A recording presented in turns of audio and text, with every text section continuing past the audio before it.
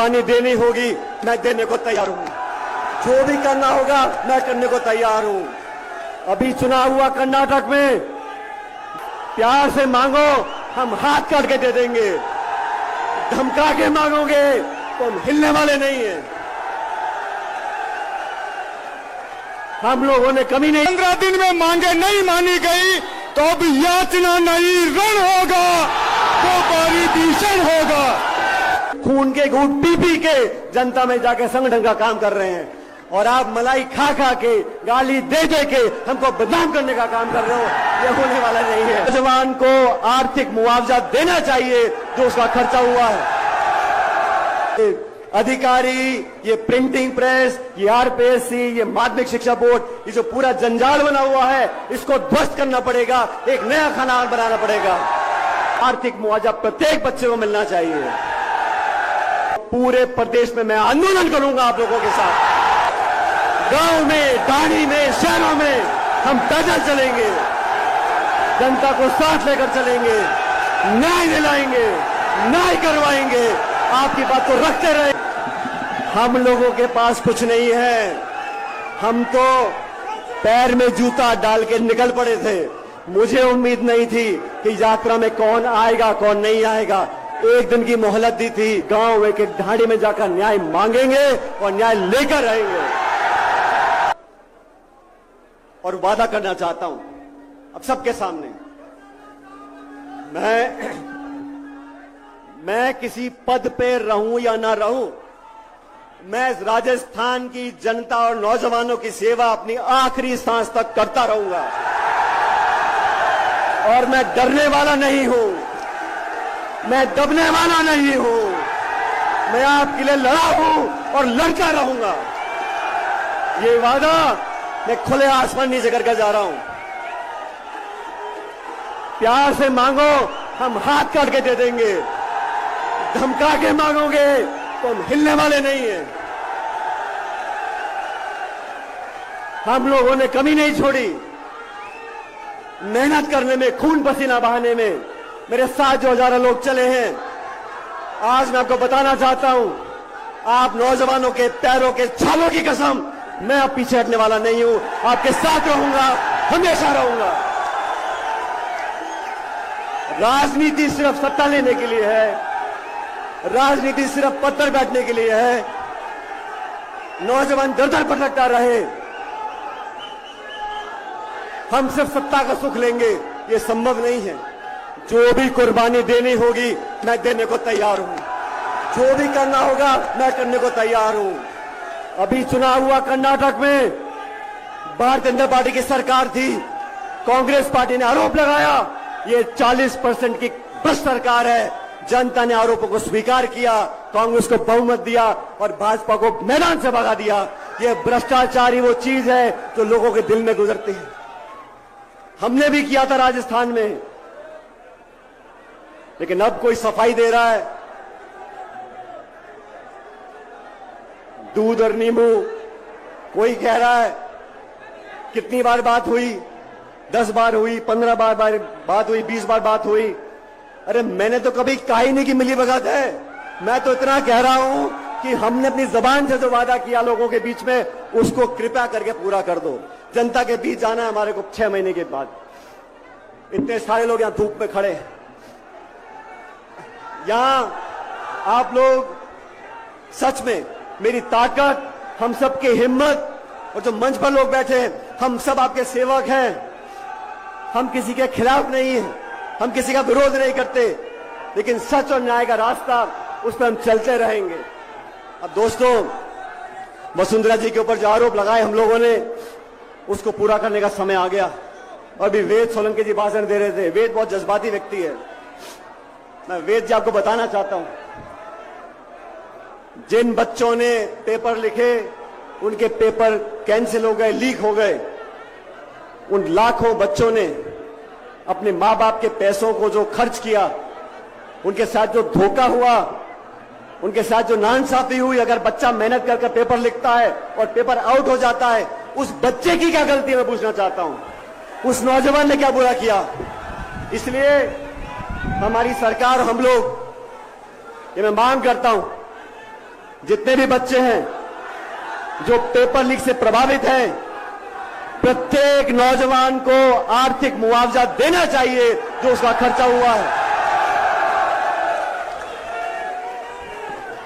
RPSC इतनी बड़ी संस्था जयपुर में है।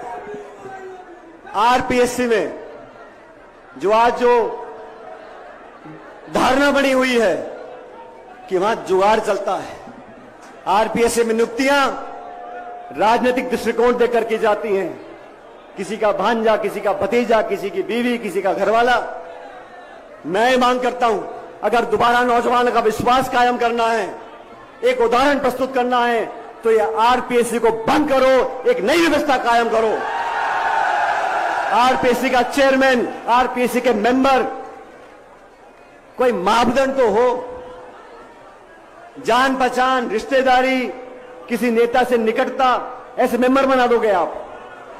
मेंबर को हटाने के लिए राष्ट्रपति तक जाना पड़ता है, लेकिन बनाने में क्या है, एक ऐसा कानून बने पारदर्शी तरीके से। आरपीएससी का चेयरमैन, आरपीएससी के मेंबर, और जो जांच होती है, जब हाईकोर्ट का जज बनता है उसकी आईबी जांच करती है, उसकी पृष्ठभूमि की जांच की जाती है, कहां उठता है, कहां बैठता है, क्या खाता है।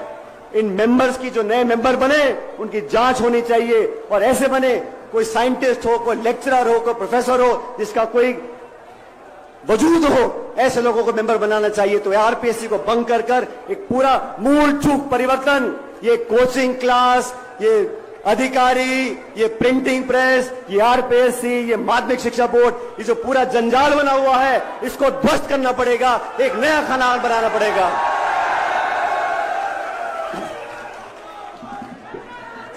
और तीसरी बात, वसुंधरा जी की सरकार के समय जो हमने आरोप लगाए थे, गहलोत साहब ने लगाए थे, हमने लगाए थे, उस पर जांच करने का समय आ गया। साथियों,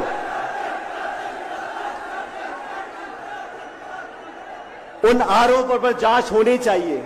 मैंने चिट्ठी लिखी, बार बार लिखी, आवेदन किया, आग्रह किया, निवेदन किया, कार्रवाई हुई नहीं। मैंने अनशन किया, कार्रवाई हुई नहीं। हमने जनसंघर्ष यात्रा निकाली, मैं उम्मीद करता हूं कार्रवाई होगी।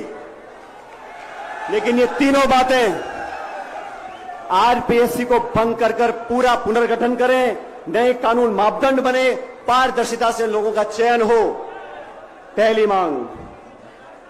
दूसरी मांग, जिन लाखों बच्चों ने पेपर लीक से उनका आर्थिक नुकसान हुआ है, उनको उचित आर्थिक मुआवजा प्रत्येक बच्चे को मिलना चाहिए। और तीसरी मांग, वसुंधरा जी के खिलाफ जो हमने आपने मिल के आरोप लगाए थे, उसकी उच्च स्तरीय जांच करनी पड़ेगी। आज तारीख हो गई 15 तारीख। इन तीनों मांगों को अगर आप सब समर्थन करते हो, तो दोनों हाथ खड़े कर मुझे बता दो कि ये मांग होनी चाहिए कि नहीं होनी चाहिए। अब इन मांगों को मनाने के लिए 15 मई आज का दिन है। आज हमारी जनसंघर्ष यात्रा यहां पर समाप्त हो रही है, आज की जयपुर में। लेकिन इस महीने के आखिर तक, 15 दिन बचे मेरे ख्याल, इस महीने के आखिर तक ये तीनों मांगे नौजवानों के हित में और भ्रष्टाचार के खिलाफ अगर नहीं मानी गई, तो मैं आप लोगों को बताना चाहता हूं, अभी मैंने गांधीवादी तरीके से अनशन किया है, जनसंघर्ष यात्रा करी है। महीने के आखिर तक अगर कार्रवाई नहीं होती, तो पूरे प्रदेश में मैं आंदोलन करूंगा आप लोगों के साथ।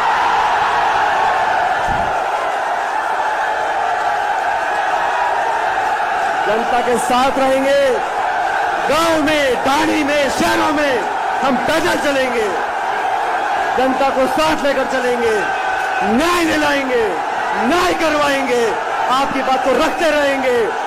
और सुन लो, आप सब सुन लो, हम लोगों के पास कुछ नहीं है, हम लोगों के पास कुछ नहीं है। हम तो पैर में जूता डाल के निकल पड़े थे, मुझे उम्मीद नहीं थी कि यात्रा में कौन आएगा कौन नहीं आएगा। एक दिन की मोहलत दी थी और आप लोग पधारे हो इतनी बड़ी संख्या में। हमारे पास जो कुछ भी है, हमारी पूंजी, हमारी ताकत, हमारा सब कुछ ये जनता है। और जब हम आंदोलन करेंगे तो एक एक गांव, एक एक ढाणी में जाकर न्याय मांगेंगे और न्याय लेकर आएंगे। मेरा आप सब लोगों से निवेदन है, हम लोगों ने, मैं फिर कहना चाहता हूं,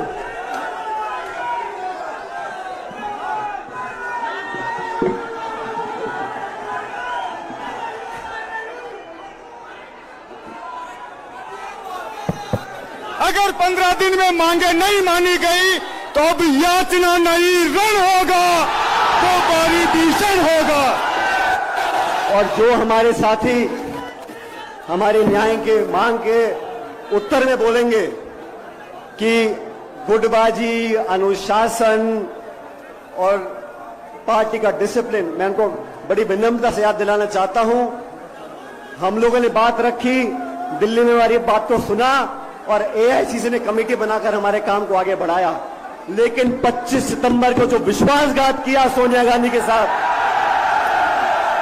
25 सितंबर को जो पार्टी को बेइज्जत करने का काम किया, जो पार्टी के अनुशासन को तोड़ने का काम किया, उन लोगों को अपने गिरेबान में झांक कर देखना पड़ेगा कि अनुशासन हमने तोड़ा, किसी और ने तोड़ा। हम तो बिना पद के, गाली खा खा के, खून के घूंट पी पी के जनता में जाके संगठन का काम कर रहे हैं, और आप मलाई खा खा के, गाली दे दे के हमको बदनाम करने का काम कर रहे हो। यह होने वाला नहीं है। इसलिए साथियों, आपसे अंतिम निवेदन करना चाहता हूं, ये सभा आपकी है। मुझे जानकारी मिली है कि कुछ लोग इस सभा में उत्पात मचाने की कोशिश कर सकते हैं, तो कृपया करके शांति से अपनी जगह बैठें और आराम से सभा को समाप्त होने दें। कोई कोशिश भी करे, हमें उत्तेजित नहीं होना है।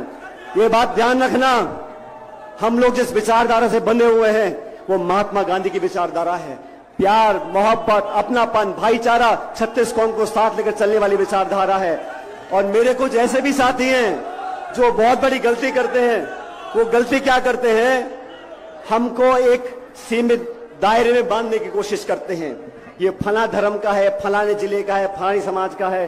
तो कान खोल के सुन लो, मेरी रगों में लाल खून है और मैं इस 36 कौम का बेटा हूं और इस प्रदेश के लिए सब कुछ करने को तैयार हूं। इसलिए आपसे निवेदन, शांति बना के रखो। जो भी करना होगा संयम से करेंगे, आत्मविश्वास से करेंगे। आपने अपने लिए, हमारे लिए जो संकल्प लिया है उसको आगे बढ़ाएंगे। लेकिन आज की सभा जब समाप्त हो तो कृपया करके शांति और भाईचारे से इस सभा को समाप्त करें। आप सब लोगों का, जो मंच पे खड़े हैं वो हम सब नतमस्तक हैं आपके आगे, और जो सभा में दूर धूप में खड़े हैं, मैं आपका हाथ जोड़ के धन्यवाद करना चाहता हूं। आप लोगों ने जो हिम्मत और ताकत दी है वो हमारे हाथों की शक्ति है। हम आपको कभी नीचा नहीं देखने देंगे, वादा करते हैं। बहुत बहुत धन्यवाद, आपका शुक्रिया। राम राम सर।